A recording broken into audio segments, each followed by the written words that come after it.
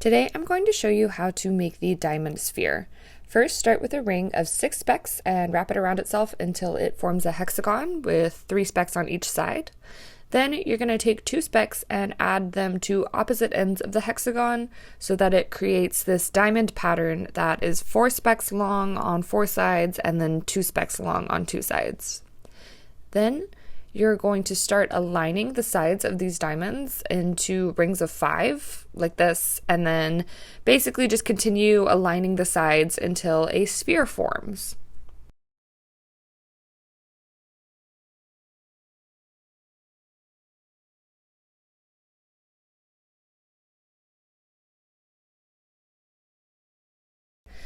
Once the sphere is formed, you're going to notice there's some fairly large holes in it. So what you're going to do is take a chain and gently lay a ring of 5 specks into the hole, like so. This finishes the diamond illusion by adding points to each diamond. And there you go. There is your diamond sphere. Happy building!